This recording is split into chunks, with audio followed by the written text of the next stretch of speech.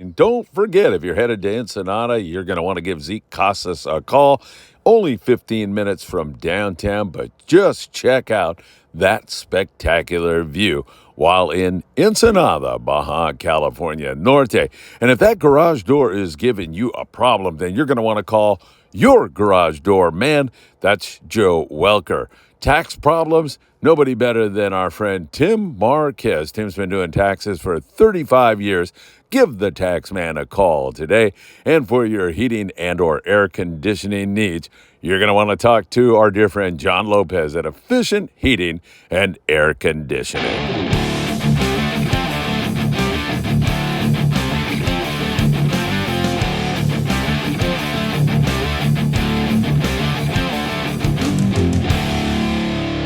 Thank you so much, Matt.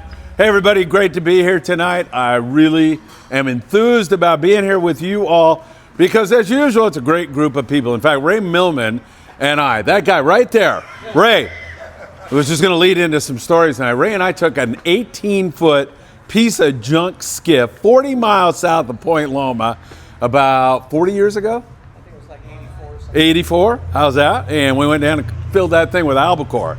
And had really a fun trip, but we shouldn't have done that, man. I mean, that was crazy. And I've got a few boat sinking stories that I'll tell you. I'm such a capable captain. I can sink boats absolutely anywhere. So I'm from Friedman Adventures, which is a YouTube channel, an Instagram page, a Facebook page, a TikTok page, and we put out daily content. Every single day, there's something on there. You can depend on the morning briefing every single morning, which is a rundown on fishing from Cabo San Lucas up to the Channel Islands and beyond. And I try to get the latest intel and make sure you guys are getting some good tackle tips and all of that. So that is something you can bank on every single morning. And then in addition to that, we do long form type of interviews where we'll go on for an hour, 2 hours, 3 hours. We do 2 live shows every week. Danny Cadota's show. Many of you know Danny. He's a great captain, full of knowledge. And then with Sam De La Torre over at Island Fishing Tackle, we do a show called Tackle Shop Confessions. So anyway, that's that. We've grown in 3 years now. I remember when we had our first 1 million views, and I was like, whoa, this is like cool. Finally, working hard at this. Now we are not under 1 million views every single week. So I'm really happy about that. And something dawns on me as I look at all you guys and people in the fishing industry in general. I don't know what it is, but they're just really, most of them, there's a few jerks, most of them are really good people, really giving good people. And as an example of that, there's a girl named Claudia, who I've known for many, many years. She worked in the Mexican consulate in Los Angeles, and we did a lot of work together with inner city kids and that kind of stuff. And I was the only gringo that could pull right in the Mexican embassy, park in there, and then walk in, and it was pretty cool. I enjoyed that. Anyway, she came to me, and she's got a niece in Mexicali, a little girl, Down syndrome baby, 2 years old, who needs heart surgery. It's going to be her second surgery. And she said, is there any way you can help us raise some money? I said, let's start with a podcast. So we did a podcast. I threw it out there, and the money started coming in, and more money started coming in. Doug Tilk is a dear friend of mine. I convinced him. He wanted to make a donation, but he didn't want to make a public thing about it. I go, Doug, I need you to make this publicly to her on a live show. It'll inspire other people. And all of a sudden, other people started to donate. They need $20,000 to have this little girl's heart surgery in Mexicali. We are at $18,000. When I say we, I don't mean just Friedman Adventures. There's a lot of other people. They're doing a lot of other stuff, and there's a lot of people contributing. But we, not me, I throw it out there to guys like you. We're going to save a life here. And these parents were destroyed. I watched her father, Ricardo, in tears. They had no idea how they were going to raise this money. And so it's just such a wonderful thing to see fishing people. They're such great people, outdoor people. It's wonderful to see that happening. All right, I'll run through a little of my history, and at the end, if you have any questions, I'll be happy to do that. But number one story where I almost killed one of my children. Patrick, we were in Marina del Rey. We were leaving one morning. Bob Alvarez was running the boat. And Patrick and Philip were doing their normal stuff. Patrick was probably 5, Philip was 8. They're throwing sardines at one another. They get off on the bait receiver. I knew the bait receiver guy, just pegging one another, laughing, almost falling in the water. They get on the boat, and we start to go, and I'm up there talking to Alvarez. And Bob says, we're going to kick it and start going fast. And I go, okay, hey, Philip, get your brother and tell him to get up here. And so I'm BSing with Alvarez, and I look, and Patrick's in the stern, and I said to Philip, what the F? I told you to get your brother, get him up here. And he goes, he won't do anything, he's asleep. So think about this, throwing sardines at each other, full speed, and he's asleep, and it just hit me like, what? And I walked back there, and his eyes were rolled over white. He was not breathing, and I picked him up, I gave him a little mouth to mouth, and he just went like that, and then no more breathing. And I looked at Alvarez, and we were right across from the sheriff's dock. And I go, Alvarez, kick it for this. So we frickin' go hauling over to the sheriff's dock, Alvarez kind of not a great docking job, was about 6 feet off. And I said to Philip, I go, Philip, jump. And he goes, Dad, I go, effing jump. So he just barely made it. Ran up, got the sheriffs, they came down. And at that point, I started to break down a little bit, because my job was done, almost. And I was starting to tear up, and I got up there. I walked in the office, and the sheriff say, Dad, calm down. He's breathing. He's looking good. So anyway, we ended up in the hospital for 12 hours. Anybody out there have a guess what happened? Open boat, totally open boat. We're just cruising in the harbor. It was the carbon monoxide from the engine in an open boat. It was a Santa Ana that day, and his lungs were so small as a little kid that they filled up with that, and he was gone. He would have been dead if we would have been not paying attention, or let him sleep or whatever. He'd have been dead. So that's number one. Almost got him that time. That was a close call, and that's one that I was writing for the Daily Breeze in those days. So I wrote that article just to let everybody else know this can happen in an open skiff, no question about it. All right, number 2, I was out with Pete Thomas was the LA Times sports writer. You guys remember that? LA Times sports writer for many years, good friend of mine. And Pete said, hey, you got to take my skiff and go fishing. I said, oh yeah, let's do it, man. Throws me the keys. I grabbed my wife's kids. She was just here from Costa Rica. So I had Rodolfo and I had Esteban. We went, and my kids. And right when I left the harbor, I go, what is with this frickin' steering? Steering was really, really cumbersome and really tough to turn. I go, there's something not right here, but let's have a good time. We go out to Rocky Point. Fishing was slow. We ended up going into Hermosa. And in there on Hermosa, we start catching sand bass, a couple of halibut. I'm going, this is really cool. Until a wave came over the stern, and I looked, and there's freaking bait swimming now in the boat. And we are like, all of a sudden like that, we're done.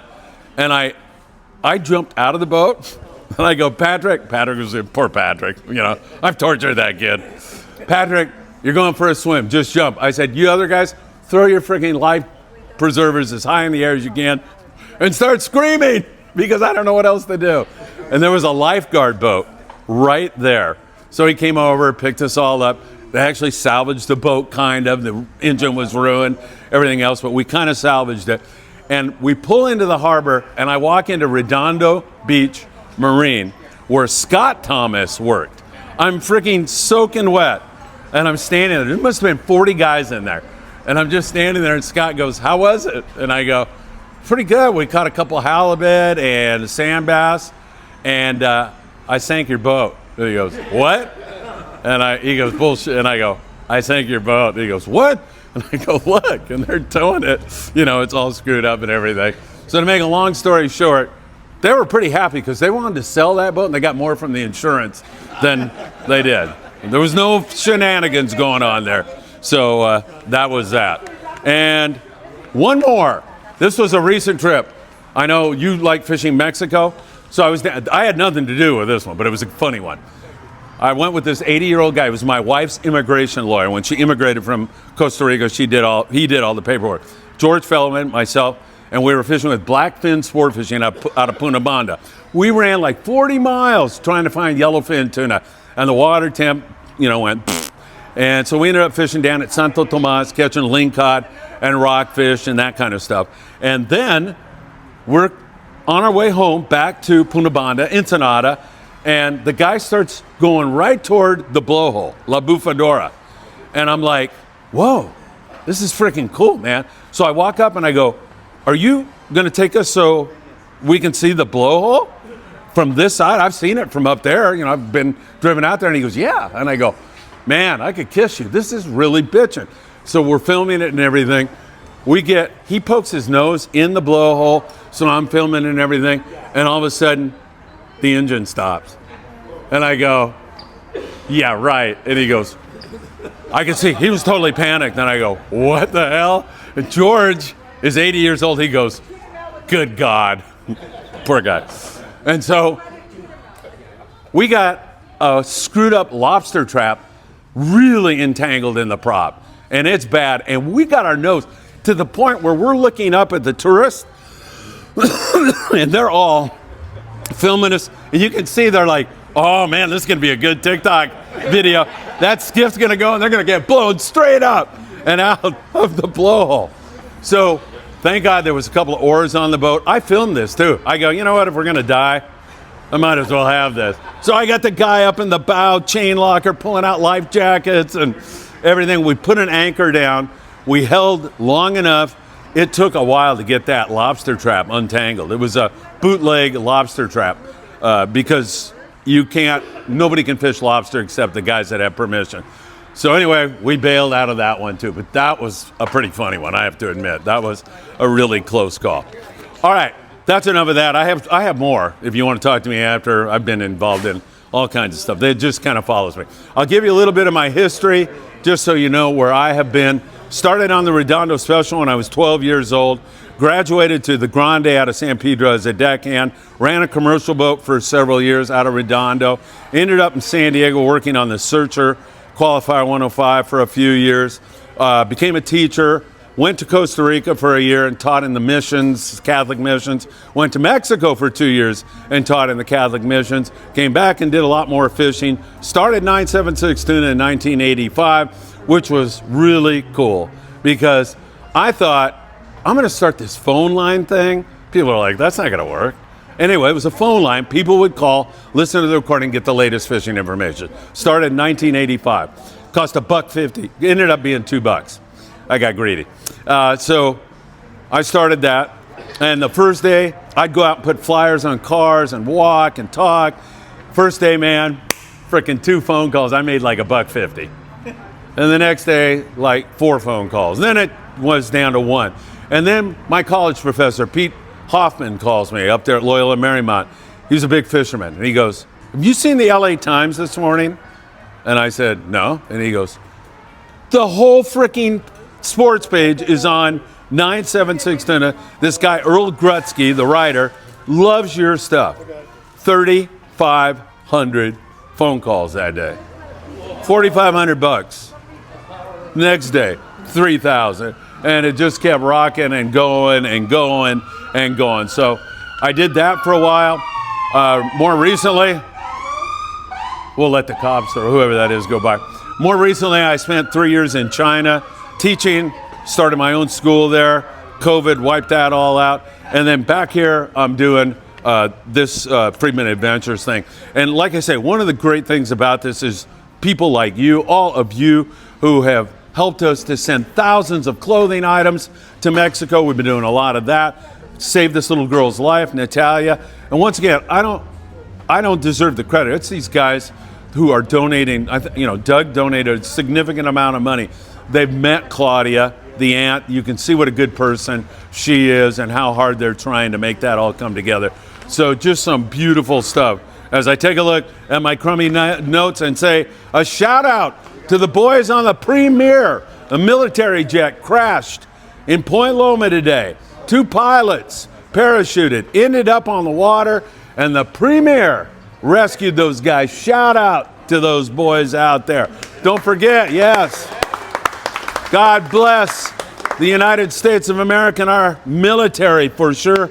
And those boys did a great job, and I know they'll be watching this, so that's great. Also, tomorrow morning, 8:30, if you want to log on, you should, to this meeting about sand bass.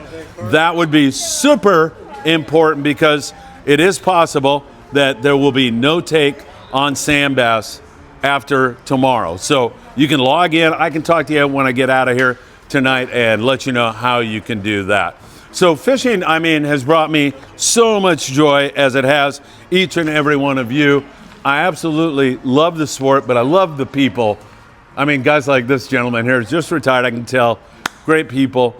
People I've known for 40, 50 years. I've been doing this since I was 3 years old, when my dad gave me one of those yellow drop lines with the green line on the old Mondstadt Pier, and we were trying to catch those big piling perch down there. And so I've been doing this for over 60 years. And I got to tell you, I absolutely love it. I love the people. I love the places fishing takes you to, right? Mexico, Baja, all these cool places. The people you meet, you know, excluding guys like Chuck Zimmer, the president of the Ron Gun Club over there in Redondo, most people are really cool. Chuck's a dear friend, and you get to meet really a lot of great people. So I don't want to bore you too much. I don't want to take up any more of your time. It's been a nice ride for me.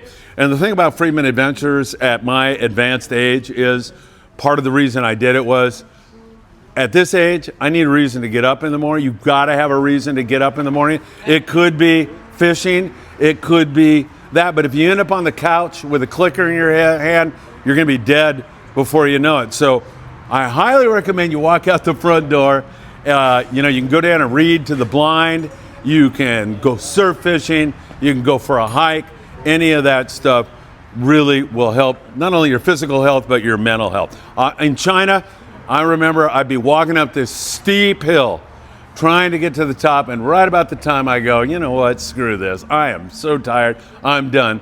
There'd be an 85-year-old Chinese woman coming back down just like this. She'd already made it up there and was coming back. I go, well, I can't quit now. There's no way. So, hey, thank you so much, and I'd be happy to entertain any questions you guys might have.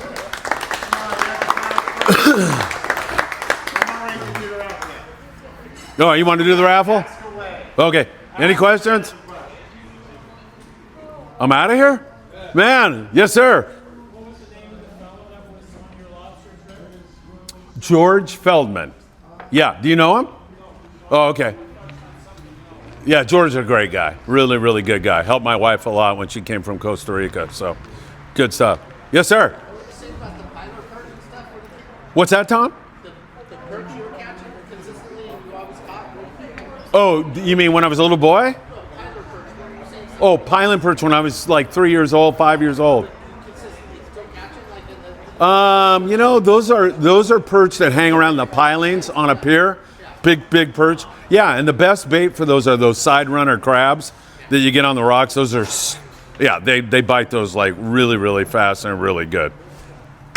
Anybody else? Yes, sir. What's the secret to your success? Trying many different things, because I've failed at way more things than I've succeeded in. So trying and then being consistent. That's really, especially in this game of YouTube and Instagram, people forget about you if you're not in their face. So it's a combination of not only being in their face, but providing a good quality product. Because if it's not a quality product, they're bye-bye anyway. They're gone. So you've got to be really consistent. When people come to me and say, I want to start a YouTube channel, my advice is always be consistent, man. Get up every morning, get some content out there, make sure it's good content. And as we discussed, the video is somewhat important, but the audio is what, you got to be able to hear the guy. The minute you're watching a video, you guys know, you can't hear it, you're like, I'm out of here, man, I'm gone. Which is why I'm wearing this little mic right here. So, and I've got content for tomorrow morning. And I got Matt for a ribeye steak tonight, man, on the carnivore diet, because that's all I eat is meat. I don't eat any vegetables or any of that rotten fruit. Man, I just carnivore it up. I've been doing that for about a year now, so only meat. Yes, sir. Okay, if you were on death row, Yeah. and instead of a last meal, they said, Phil, with all the fishing you've done, Yes. types of fishing, and all the places you've gone, Yes. and all the boats you've been on, Yeah. you got one more trip. Yeah. What would it be? Oh, Where my would God. you go, and Wow. what would you be fishing for if you had one more? All right, so in case What's you couldn't, your favorite? yeah, what's my favorite fishing? Where would I go? That is so hard because I love long range. That's fun. I love just Southern California, Catalina, San Clemente. Of course, I love Baja. I love fishing Costa Rica. I think it would be south of the border, and it would probably be, I'm gonna say Costa Rica. My wife's from there, so I have that. I lived there for a year, have a lot of fond memories. And man, when you're catching those big Cubera snappers, they're like calico bass that are 18 pounds. They're so much fun. And then they have big roosters there, and they have also a lot of billfish and yellowfin tuna. And then you have that whole vibe from the Ticos, the Costa Ricans, Pura Vida. That whole thing they're lovely people, really, really wonderful place. So I heard a lot of good things about that. yeah, if I can help anybody. Like what Cabo was 20 or 30 years Yeah, ago, yeah. Costa Rica is now, and that confirms. Yeah, and I really don't go to Cabo anymore because of the fact that it's like, well, I mean, this is like Newport Beach now. But when I went there, I drove there with my brother when we were in our teens, and we pulled into Cabo, and I believe there was 2 hotels. There was the Solmar, and there was another hotel, and it was like the best. And we pulled into this guy at a taco stand. We went out the next morning, we caught a sailfish. We took it to the guy and said, hey, are we good for meals for the rest of our time? Oh, yeah, si, senor. You know, our holiness, young men. And so we gave him a marlin. He got to make fish tacos, and he took care of our meals.